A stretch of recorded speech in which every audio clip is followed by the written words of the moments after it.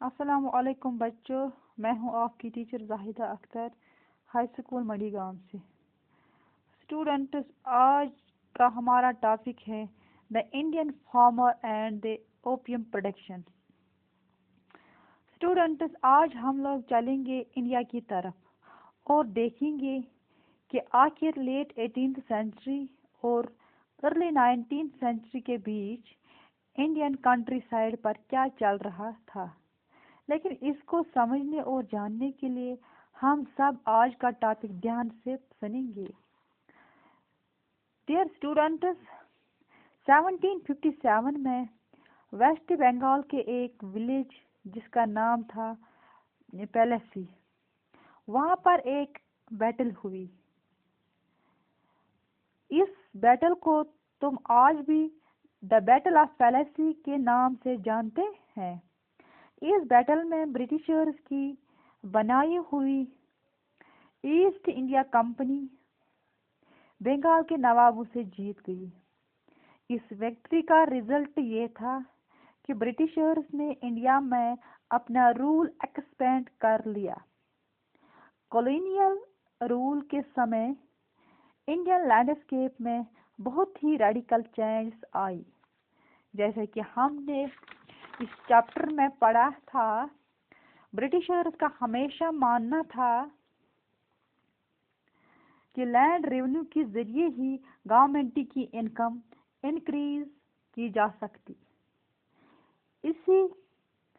इसीलिए ब्रिटिशर्स ने regular land revenue impose किया, रेवेन्यू रेट्स भी बढ़ा दी और यहाँ तक कि कल्टीवेशन भी एक्सपेंड कर दी।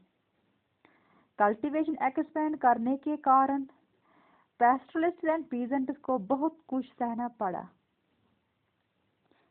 क्योंकि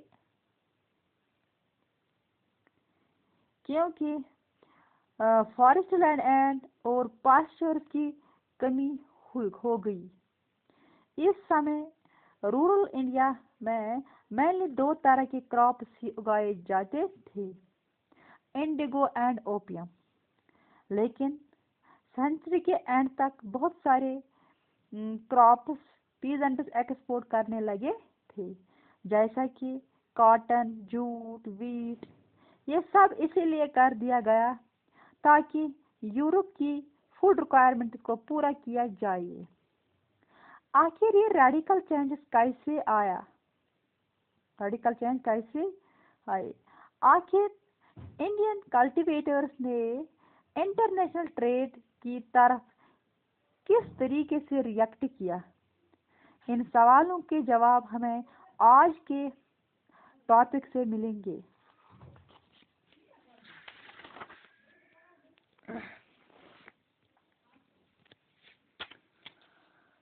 आज के टॉपिक से मिलेंगे। स्टूडेंट्स, इंडियन ओपियम प्रोडक्शन के बारे में जानने के लिए सबसे पहले एक छोटी सी स्टोरी को समझेंगे। इस स्टोरी में मेनली दो कैरेक्टर्स हैं। सबसे पहला द ब्रिटिशर्स की बनाई हुई ईस्ट इंडिया कंपनी, दूसरा चाइना।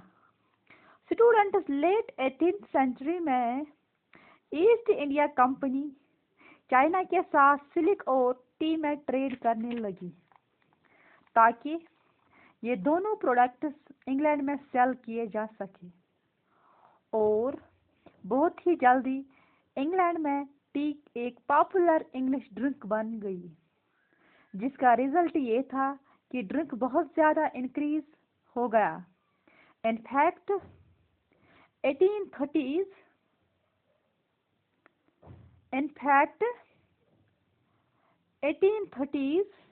तक इंग्लैंड में 30 मिलियन पाउंड टी इंपोर्ट की गई।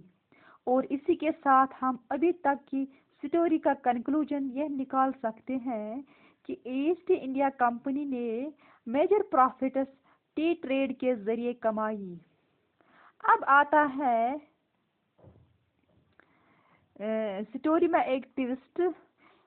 चाइना के रूलर्स जो मंचस डायनास्टी से बिलोंग करते थे, वो कभी भी फॉरेन मर्चेंट्स पर भरोसा नहीं कर पाए। इसीलिए उन्होंने फॉरेन प्रोडक्ट्स की एंट्री चाइना में बैन कर दी। इस बात का सबसे बुरा असर इंग्लैंड को सहना पड़ा, क्योंकि इंग्लैंड के पास ऐसी कोई भी कमोडिटी नहीं थी जो चाइना में एक्सपोर्ट की जा सके। इंग्लैंड के लिए टी ट्रेड की पेमेंट करना बहुत ही मुश्किल हो गया। लेकिन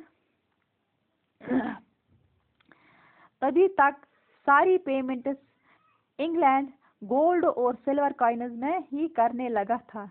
लेकिन इंग्लैंड ने सोचा, अगर यह पेमेंट ऐसी ही काटते रहे तो बहुत ही जल्दी इंग्लैंड को फाइनेंशियल क्राइसिस का सामना करना पड़ा। इसीलिए इंग्लैंड ने डिसाइड किया कि एक ऐसी कमोडिटी ढूंढी जाए जिसमें एक्सपोर्ट की जा सके, और इसी कमोडिटी का नाम था ओपियम।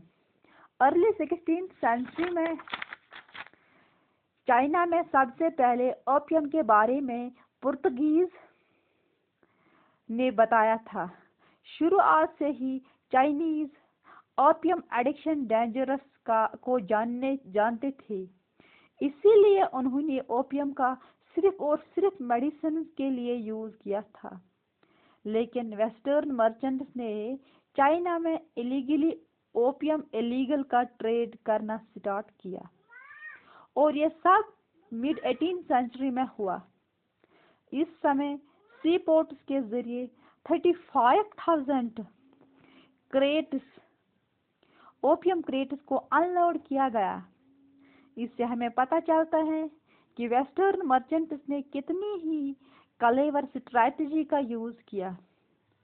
अगर चाइनीज ने एक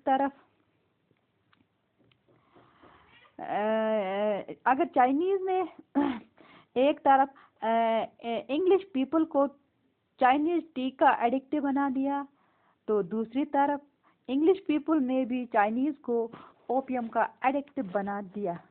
ये था आज का टॉपिक। शुक्रिया।